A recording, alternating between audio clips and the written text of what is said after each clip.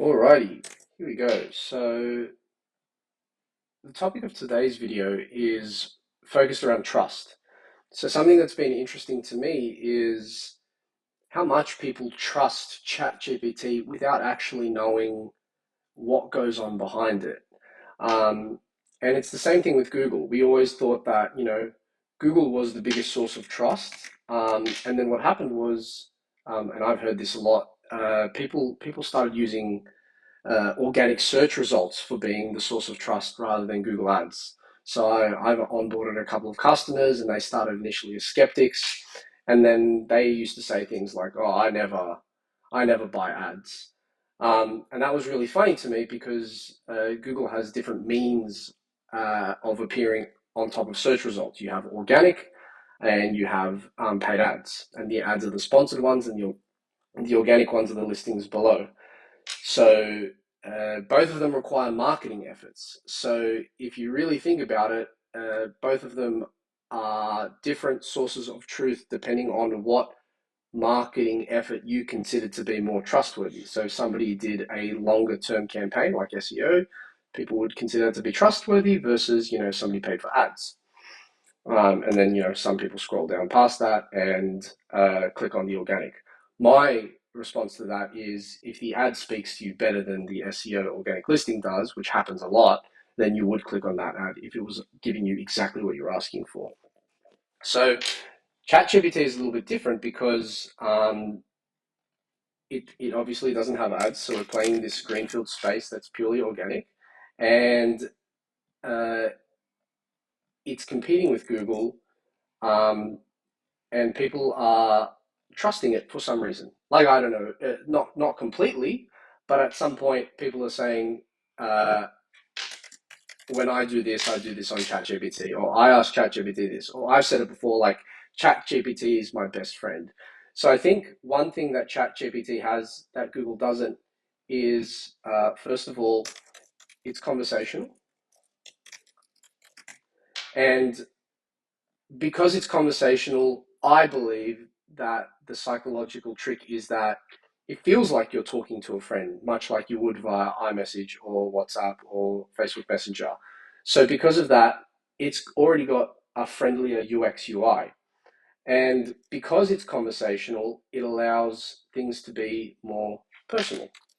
So how much would you trust a referral from someone who you went to school with, who you faced adversity with, who you're in a relationship with, versus, somebody who's supposedly selling you something all the time? So if a salesperson was knocking on your door 24/7, and then you didn't build any rapport with them, they didn't turn into a personal relationship, how likely would you be to then, if they said, hey, I know a funeral director you could use, how likely would you be to trust that that's a good referral? Now, this is, in my mind, oh, sorry. And then there's the other one, which is like, I believe ChatGPT learns about you and how you speak. And yes, it's conversational and it's personal, but it's highly targeted. And is targeted the right word? So what I'm trying to say is that um, I speak with a certain tonality. I speak with a certain cadence. I use certain words more than others. I have personalities that come out when I do different things, and ChatGPT is learning that with me. So maybe if I'm talking about music, ChatGPT knows my theory is not so good, so it sticks to more musicology words. So when it explains a song, it'll say that it's smooth or it's very jagged, rather than telling me what key, what pitch, what chord progression it has. Versus when I talk about something like AI visibility, it sees that what I'm trying to do is construct more of a philosophical tone because it's a very broad area. It's not very data driven just yet. So what happens is it talks to me with a little bit of like a pensive nature.